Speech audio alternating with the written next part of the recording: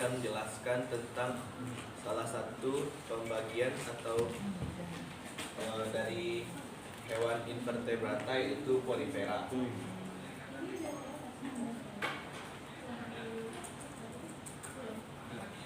Yang pertama yaitu ciri-ciri dari porifera. Porifera atau bisa juga kita sebut dengan spons. Yang pertama itu tubuh porifera itu berpori-pori mikroskopis. Maksudnya tubuh mereka itu berlubang-lubang, tapi lubang-lubangnya itu tidak besar alias kecil.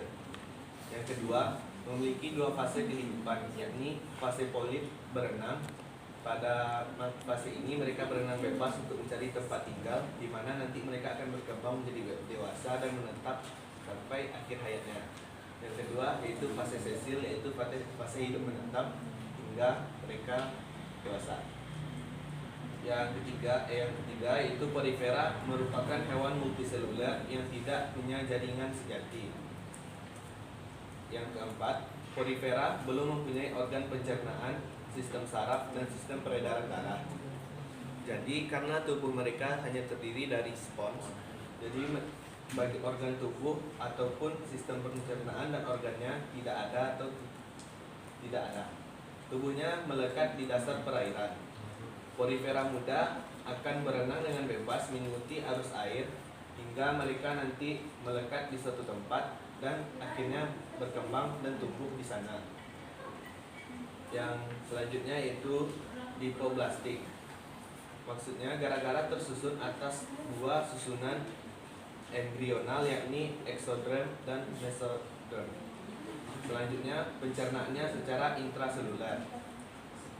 Tubuhnya bersimetri radial, wujud tubuhnya bervariasi.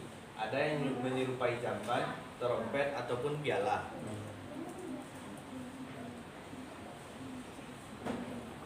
Selanjutnya yaitu adalah struktur porifera.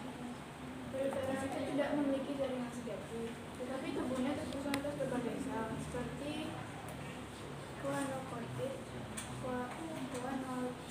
yang merupakan sel basal. Letaknya berada di dalam rongga porifera termasuk hewan pemakan suspensi. Mereka memperoleh makanan dari partikel tersuspensi di dalam air yang melewati tubuhnya.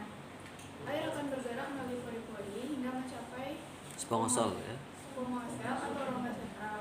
Setelah itu air tersebut keluar melalui oskulum.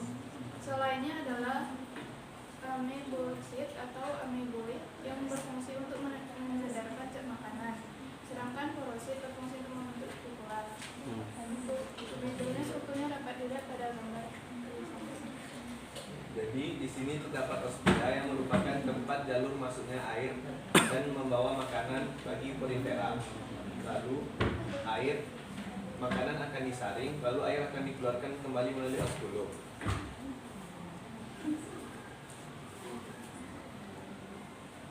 Dan selanjutnya itu klasifikasi dari porifera. Klasifikasi porifera dibedakan menjadi tiga. Yang pertama Korea, itu kelas pertama dari porifera yang kelas ini merupakan spons berkapur, di mana seluruh kerangkanya terdiri dari spikula kalsium karbohidrat seperti jarum. Tubuhnya berbentuk tabung dengan ukuran yang kecil sekitar 1-3 cm. Jarang sekali ada yang mencapai 15 cm. Secara intraseluler dimulai dengan pergerakan flagel pada leher sel yang mengakibatkan air mengalir yang berasal dari ostium masuk ke spermol lalu ke oskulum. Aliran air ini membawa oksigen dan makanan berupa plankton atau bakteri yang akan ditangkap oleh sel-sel leher dan dicerna dalam vakuola. Sari-sari makanan hasil pencernaan diangkat dan diedarkan ke seluruh tubuh oleh sel amebosit. Sisa-sisa dari makanan akan dikeluarkan oleh spongol ke dalam air dan dikeluarkan melalui oskulum dengan aliran air di dalam tubuhnya. Selanjutnya sistem reproduksi. Sistem reproduksi porifera terbagi dua, yaitu yang pertama seksual dan yang kedua seksual. Reproduksi seksual merupakan makhluk hidup yang tidak punya sel saraf. Namun, sel saraf ini digantikan oleh sel lain yang tergabung dalam tubuhnya. Hal ini